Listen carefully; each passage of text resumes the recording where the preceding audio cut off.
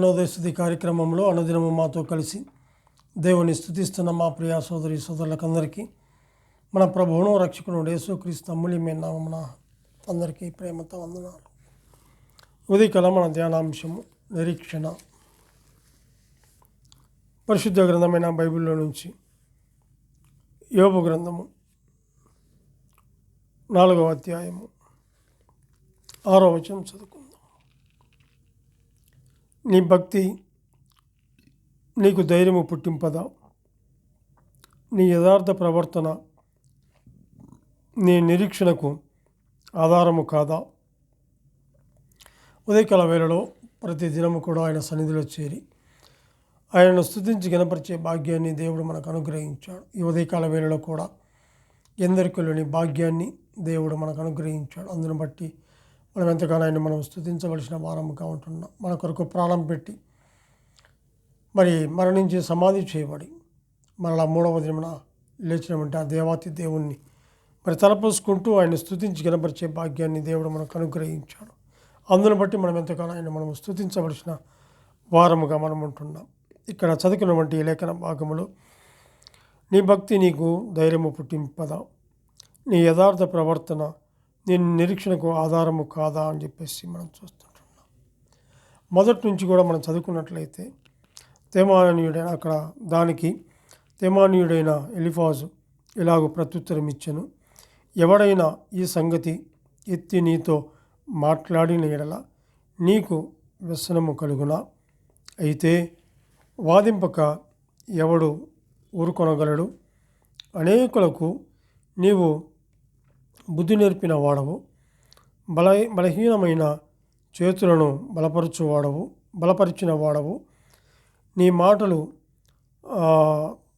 త్రొట్టిల్లు వారిని ఆదుకొని ఉండెను. కృంగిపోయిన మోకాళ్ళు గల వారిని నీవు బలపరిచితివి. అయితే ఇప్పుడు నీకు శ్రమ కలుగగా నీవు దుఃఖాక్రాంతుడవైతివి. అది నీకు తగులగా నీవు కలవరపడుచున్నావు అంటూ 6వ వచనం అంటున్నాడు. నీ భక్తి నీకు ధైర్యం పుట్టింపదా? నీ యథార్థ ప్రవర్తన నీ నిరీక్షణకు ఆధారము కాదా? జ్ఞాపకం చేసుకునము. నిరపరాధి అయిన ఒకడు ఎప్పుడైనా నశించనా? యథార్థ వర్తనులు ఎక్కడనైనా నిర్మూలమైతిరా అని చెప్పేసి మనం చూస్తుంటున్నాం. యోబు విషయంలో మనం చూసినట్లయితే మొదటి అధ్యాయంలో మరి ఊజు దేశమందు యోబు ఒక మనుషుడు ఉన్నాడు. అతడు ఎటువంటి వాడు అంటే ఎటువంటి సుగుణాలు కలిగిన వాడు, ఎటువంటి మంచివాడు మనం అక్కడ చూస్తుంటున్నాం. అతడు యథార్థవంతుడని, 2 న్యాయవంతుడు, అంతేకాదు కానీ దేవుని యందు భయభక్తులు కలిగి చెడుతనమును విసర్జించిన వాడు అని చెప్పి చూస్తుంటున్నాం. నీ భక్తి నీకున్నటువంటి కుమారుల విషయంలో మరి వారు ఎక్కడ తప్పు చేస్తారో అని చెప్పేసి మరి నువ్వు అరుణోదయం లేచి మరి నువ్వు బలులు ఒక్కొక్కరి నిమిత్తం బలులు అర్పించిన వాడు. అంతేకాదు కానీ నువ్వు యథార్థవంతుడవు, న్యాయవంతుడవు, దేవుని యందు భయభక్తులు కలిగి చెడుతనము విసర్జించిన వాడవు. మరి నువ్వు నీ భక్తి మరి నీకు తెలుసు కదా, నువ్వెందుకు భయపడుతున్నావు అన్నట్లుగా అక్కడ చూస్తున్నాం. ఎలిఫాజు చెప్తున్నటువంటి ఆ మాటలు మనం చూస్తుంటున్నాం. ఎవడైనా ఈ సంగతి ఎత్తి నీతో మాట్లాడిన ఎడల నీకు వ్యసనము కలుగునా?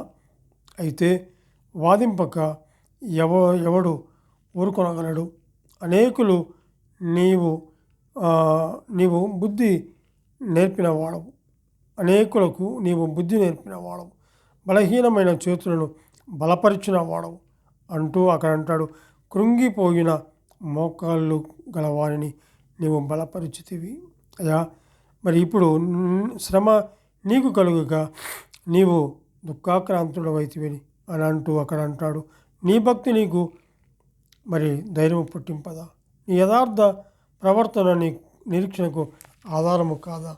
అక్కడ గమనించినట్లయితే ఆయనకున్నటువంటి మరి యథార్థత, న్యాయము, దేవుని యందు భయభక్తులు, మరి కలిగి చెడుతనం విసర్జించిన వాడుగా ఉంటున్నాడు. మరి 7 కుమారులు 3 కుమార్తెలు, 7,000 గొర్రెలు, 3,000 ఒంటెలు, 500 జతల ఎడ్లు, 500 ఆడుగాడిదలు, బహుమంది పనివారు అతని ఆస్తి. ఎంతో గొప్ప ధనవంతుడిగా మనం చూస్తుంటున్నాం. అయితే తూర్పు దిక్కున జనులందరిలో అతడే గొప్పవాడుగా మనం చూస్తుంటున్నాం. అయితే అంత గొప్పవాడు, మరి న్యాయవంతుడు, యథార్థవంతుడైనటువంటి అతను. వారి కుమారులు వారి పాపము ఎక్కడ చేస్తారో అని చెప్పేసి ఆయన ఏం చేసేవాడంటే, ఒకటి వారిని పవిత్రపరచడానికి అరుణోదయంలో లేచి ఒక్కొక్క నిమిత్తం బలులు అర్పించిన వాడుగా చూస్తుంటున్నాం. అంతేకాదు, మరి అక్కడ ఆ 8వ వచనంలో కూడా చూస్తే, అందుకు యెహోవా, నీవు నా సేవకుడైన యోబు సంగతి ఆలోచించితివా? అతడు యథార్థవంతుడు, న్యాయవంతుడి, దేవుని యందు భయభక్తులు కలిగి చెడుతనము విసర్జించిన వాడు, భూమి మీద అతని వంటి వాడు లేడు. ఎంత సాక్ష్యం కలిగిన వాడుగా ఉంటున్నాడు, ఎంత యథార్థవంతుడిగా ఉంటున్నాడు, ఎంత న్యాయవంతుడిగా ఉంటున్నాడు. అయితే అతనికి కలిగినటువంటి బాధ ఏంటో తెలుసా? 14వ వచనం చూస్తే, ఎద్దులు నాగలి దున్నుచు గాడిదలు వాటి సమీపమున మేయుచుండగా శబాయిలు వాటి మీద పడి వాటిని పట్టుకొని పోయి ఖడ్గముతో పనివారిని హతము చేసిరి అని చెప్పి చూస్తున్నాం. అక్కడ ఎంతగానో మరి అన్నీ కోల్పోయిన వాడుగా చూస్తున్నాం. 14వ వచనము నుండి 20వ వచనం వరకు కూడా ఎంతో మరి అన్ని కోల్పోయిన వాడుగా ఉన్నా కూడా ఆయన తన యథార్థతను, తన భక్తిని, తన విశ్వాసమును సన్నిగిలిపోలేదు. ఆయన ఎంత మరి భక్తి కలిగిన వాడు, ఎంత మరి ఆయన ఎందు విశ్వాసం కలిగిన వాడు మనం చూస్తుంటున్నాం. అంటాడు కదా, నీ యథార్థ ప్రవర్తన నేను నిరీక్షణకు ఆధారము కాదా అని చెప్పి చూస్తుంటాం అంటాడు. అక్కడే అంటాడు కదా 21వ వచనంలో, నేను తల్లి గర్భంలో నుండి దిగంబరినై అక్కడికి తిరిగి వెళ్ళేదను. యెహోవా ఇచ్చెను, యెహోవా తీసుకొని పోయాను, యెహోవా నామమునకు స్తుతి కలుగును గాక. ఆయన ఎక్కడ కూడా తప్పు చేసిన వాడు కాదు, తన యథార్థతను కాపాడుకున్న వాడుగా ఉంటాడు, న్యాయవంతుడుగా ఉన్నాడు. అంత ధనవంతుడైన కూడా ఎక్కడ కూడా నోరు జారి ఒక్క మాట కూడా మాట్లాడినవాడు కాదు. అయితే భూలోకంలో నీవు నేను ఉంటుండగా నీకు నాకు అనుగ్రహించినటువంటి ఆ గొప్ప రక్షణను కాపాడుకుంటూ ఆఖరి వరకు ఆయన ఇచ్చినటువంటి ఆ రక్షణను కాపాడుకుంటూ భక్తి జీవితంలో, విశ్వాస జీవితంలో నిలకడగలిగి ఆయన వైపుకు చూస్తూ మనము ముందుకు సాగిపోవాల్సిన వారంగా ఉంటున్నాం.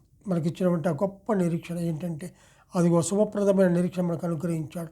ఈ లోకం విడిస్తే ఆయనతో ఉంటామని విశ్వాసం నిలకడగా ఉండాలి, ప్రార్థన జీవితంలో నిలకడగా ఉండాలి, వాక్య జీవితంలో నిలకడగా ఉండాలి, ఆత్మ విషయంలో దీనులముగా ఉండాలి, తగ్గించుకొని ఆయన సన్నిధిలో ఎంతగానో మనం ఉన్నప్పుడు, ఆయన సన్నిధిలో నిలకడగా ఉన్నప్పుడు మనకు గొప్ప ఫలము కలుగుతుంది. ఎందుకంటే ఆ నిరీక్షణ మనకు అనుగ్రహించాడు. ఆయన చూస్తామన్న నిరీక్షణ, ఆయనతో కూడా ఉంటామన్న నిరీక్షణ, ఆయన మన కోసం స్థలాలు సిద్ధపరుస్తున్నటువంటి ఆ గొప్ప తరుణం ఎంతో గొప్పదిగా ఉంది. కాబట్టి ఆయన మీ ఉదయకాల వేళలో నిరీక్షణ కలిగి, ఆయన భయభక్తులు కలిగి యోబు వలె మనం కూడా న్యాయముగా నీతి మనకి ఇచ్చినటువంటి ఆ రక్షణ కాపాడుకుంటూ ఆఖరి వరకు మరి ఆయన వచ్చినప్పుడు ఆయన ఎదుర్కొనే వారంగా ఆ గొప్ప నిరీక్షణ కలిగి మనం జీవించవలసిన వారంగా ఉంటున్నాం. దేవుడు తన వాక్యాన్ని దీవించునిగాక. ప్రార్థన చేసుకుందాం. పరిశుద్ధులమైన మా ప్రియ పరలోకపు తండ్రి, మీ ఘనమైన శ్రేష్టమైనటువంటి నామమునకు స్తుతులు స్తోత్రములు చెల్లించుకుంటున్నాం. దేవా, నీవెంతైనా నమ్మదగిన దేవుడవు, అద్వితీయుడు, అతి కాంక్షణీయుడు, 10,000 మందిలో గుర్తింపదగిన దేవుడవు తండ్రి. మాకు ఇచ్చినటువంటి గొప్ప నిరీక్షణకే మీకు స్తోత్రములు. మీరు వస్తారు తండ్రి ప్రభానైనా ఎదురు చూసేవారిగా ఉండడానికి కృప చూపించేందుకే స్తోత్రములు. ఈ లోక యాత్రలో నాయన మేము పరదేశులము, యాత్రికులముగా మేము ఉంటుండగా మీరు ఇచ్చిన రక్షణను కాపాడుకుంటూ శుభప్రదమైన నిరీక్షణ కలిగి ఆయన నిన్ను చూస్తామన్న విశ్వాసము కలిగి తండ్రి నీ సన్నిధిలో ఉంటామన్న ఆ విశ్వాసము కలిగి ప్రభావ మేము జీవించే వారిగా ఉండడానికి కృప చూపించమని మేము ప్రార్థన చేస్తాం. మా రక్షకుడు, మా ప్రాణం విమోచకుడు యేసుక్రీస్తు అమూల్యమైన నామమున స్తుతులు స్తోత్రములు చెల్లించి ప్రార్థన చేయుచున్నాము తండ్రి. ఆమెన్.